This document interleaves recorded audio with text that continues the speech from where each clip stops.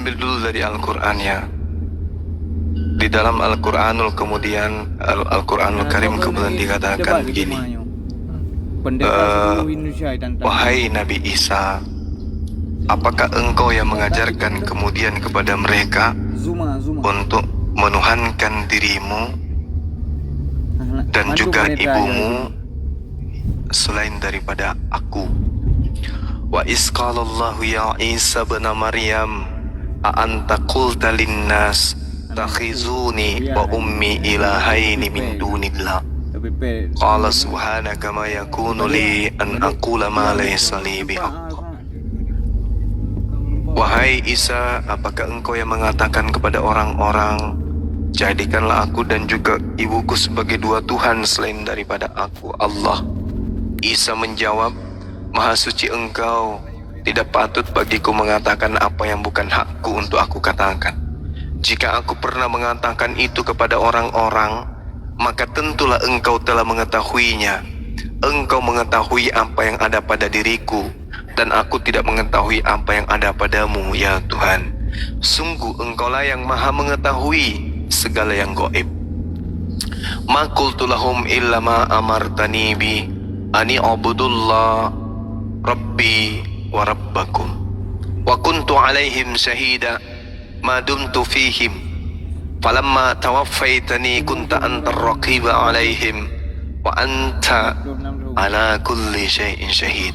Aku tidak pernah mengatakan kepada mereka orang-orang tersebut kecuali apa yang engkau perintahkan kepadaku, yaitu sembahlah Allah Tuhanku dan Tuhanmu, dan aku menjadi saksi terhadap mereka selama aku berada di tengah-tengah mereka. Maka setelah engkau mewafatkan aku, engkaulah yang mengawasi mereka dan engkaulah yang menyaksikan mereka. Engkau maha menyaksikan atas segala sesuatu. Nah, di sini kalau Al-Quran ini plagiat, maka Al-Quran akan mengatakan wahai Yesus, karena yang dikenal selepas daripada Nabi Isa itu adalah Yesus. Kalau Al-Quran ini plagiat, maka Al-Quran tidak akan membawa ibu daripada Nabi Isa, tapi akan membawa kemudian siapa? Roh Kudus. Tapi Al-Quran tetap eksis kemudian sebagaimana yang diajarkan oleh Roh Kudus kepada baginda, itulah yang disampaikan. Qala subhanaka ma yakunu li, adalah maha suci engkau ya Allah, tidak patut bagiku mengatakan sesuatu yang bukan hakku. Nah, dari mana munculnya kemudian Tritunggal ini? Perlu kemudian kita pahami, termasuk saudara-saudara muslim yang ada di sini. Kenapa muncul adanya pengajaran kemudian Trinitas? Karena Kristen ini muncul bukan di tengah-tengah pengajaran para nabi yang datang kepada Bani Israel, tidak. Tapi Kristen ini muncul ini dikarenakan adanya pengajaran kemudian yang sinkretisme, penggabungan antara agama Yahudi dengan agama Yunani. Bagaimana kemudian orang-orang Yahudi, orang-orang Yunani, orang-orang Romawi ini, itu mereka menyembah kemudian apa yang kemudian mereka kenal dengan sebutan bintang timur, Proros atau planet Venus. Nah, mereka menyembah, mereka mendewakan kemudian nama Yunani lain untuk bintang timur itu kan Hesperos. Lalu kemudian mereka mengartikan ini sebagai pengirim cahaya atau pengirim pancar. Ini yang diterangkan kemudian secara tradisi di dalam pemahaman pendalaman materi terhadap agama-agama tertua.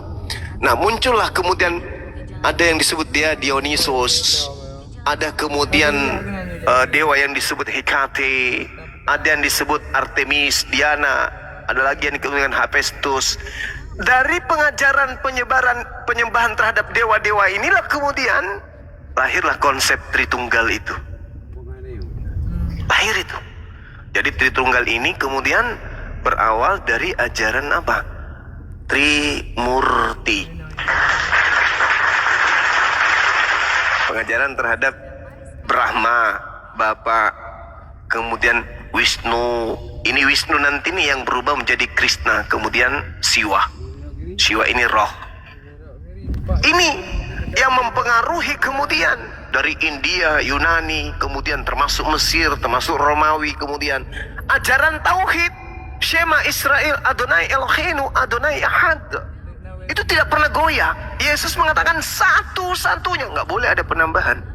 Bahkan di dalam Yeremia ya, Yesaya 43 nomor 10, engkaulah saksi-saksiku bahwa tidak ada Tuhan yang dibentuk setelah aku, sebelum aku, dan tidak ada lagi Tuhan yang dibentuk setelah aku. Berarti tak ada Tuhan yang dibentuk menjadi daging. Dari mana dasarnya Tritunggal? Dari filsafat himne Platonius.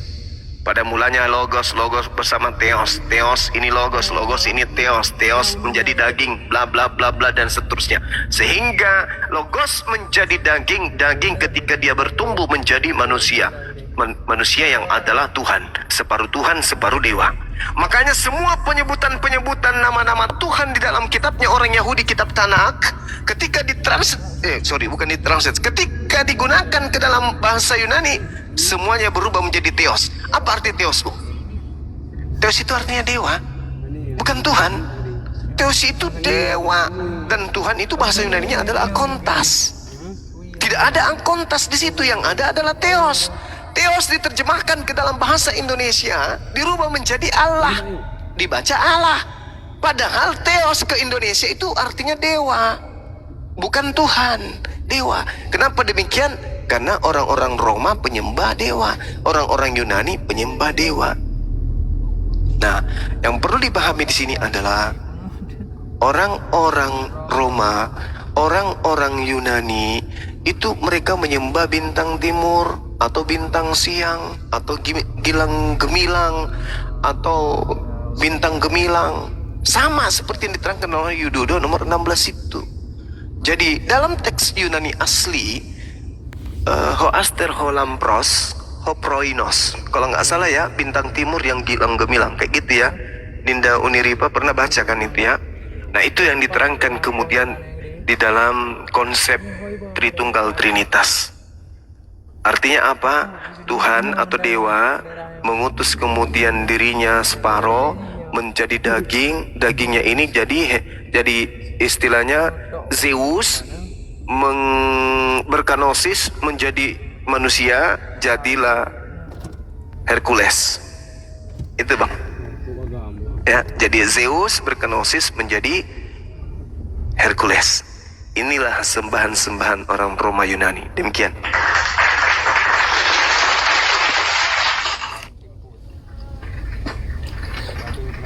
Jadi masuk akal memang sih, betul-betul bagus. Ngana kasih jelas itu betul-betul bikin beta tuh paham. Ya gitu Bang. Sekali lagi saya tambahkan sedikit. Jadi gini, Yesus ini itu terlahir dalam lingkungan Yahudi. Satu, bahasa yang digunakan adalah bahasa Ibrani.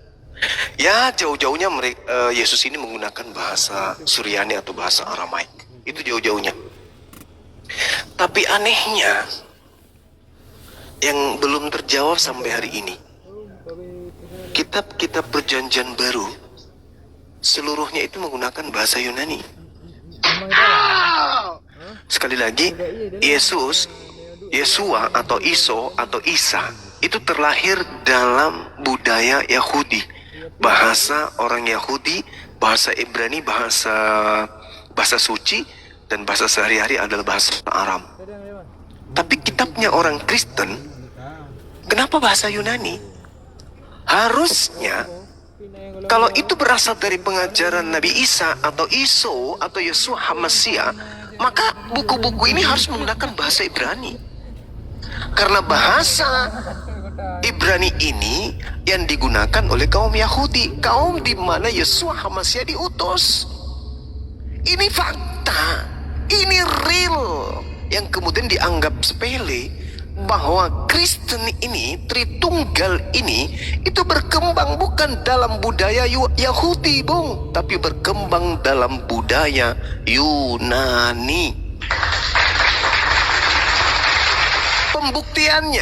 Pembuktiannya secara benang merah.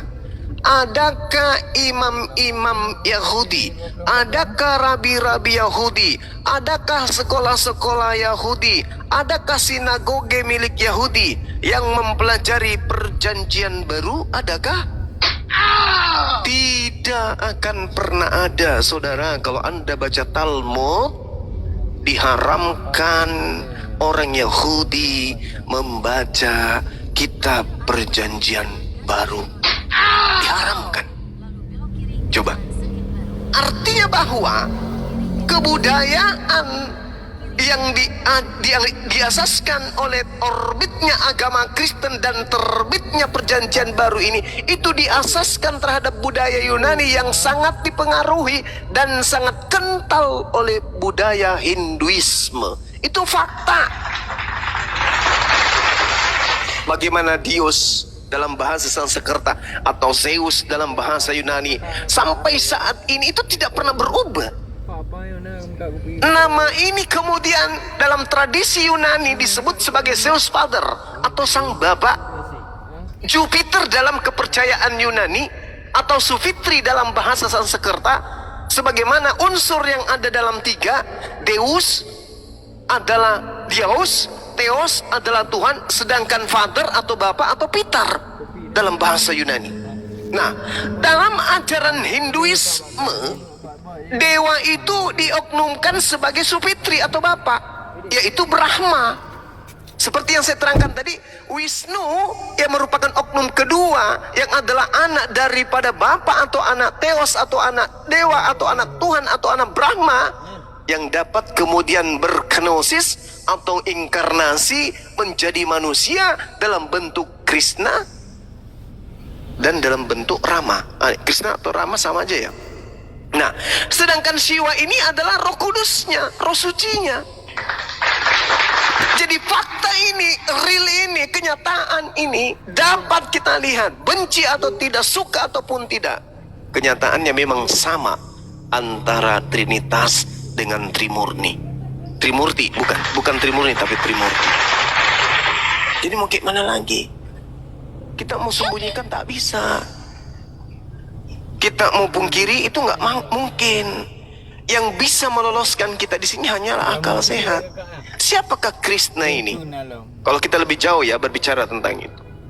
Krishna adalah inkarnasi Dewa Wisnu melalui manusia, Devanaki, ibunya gitu ya, seorang perawan, persis dengan Yesus yang kemudian diyakini oleh saudara-saudara Kristen sebagai Tuhan yang dilahirkan perempuan bernama Maria. Jadi Maria identik dengan Devanaki, ibunya Krishna, sama. Kelahirannya diceritakan dengan kelahiran Krishna ini, itu sama. Digambarkan dalam kitabnya orang orang Hindu, dalam kitab Veda.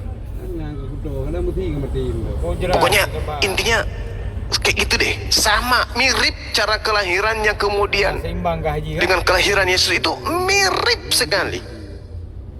Dan mungkin pada kesempatan yang lain kita akan buktikan itu bahwa kemiripannya itu kalaupun berbeda itu karena adanya modifikasi dari ajaran Trimurti Hinduisme. Brahma dalam Hinduisme dimodifikasi menjadi Theos Bapa, Wisnu kemudian dimodifikasi menjadi Yesus, anak Theos atau anak dewa, dan Siwa dimodifikasi menjadi Roh Kudus. Lahirlah Trinitas meninggalkan Trimurti. Artinya Sang Bintang Timur berkarya. Ingat Yohanes 6 nomor 70, bukankah aku yang memilih engkau yang 12 dan satu di antaramu adalah iblis. Iblis ini siapa? Yudas. Yang berkhianat inilah iblis. Dan lagi-lagi Al-Quran mengatakan Nabi Isa diselamatkan, yang digantung itu adalah penggantinya. Siapa yang menggantikan dia? Kata Bible, baik perjanjian lama perjanjian baru, adalah orang yang terkutuk, orang yang makan suap, orang yang berkhianat, orang fasik. Siapa itu? Yudas. Siapa Yudas menurut Yesus yang asli? Iblis. Siapa bintang timur? Iblis. Siapa Halil bin Zakar? Iblis. Siapa bintang fajar? Iblis. Siapa Lucifer? Iblis. Ngeri. Ngeri. Kalau kita ingin kemudian mendudukkan perkara kebenaran itu, meninggalkan doktrin, dogma, dan menggunakan akal serta pewahyuan. Saya kira begitu, Bang. Sederhana. Ini 3 SKS kalau di dalam pelajaran kristologi. Silakan. Mungkin ada masukan dari teman-teman yang lain. Silakan.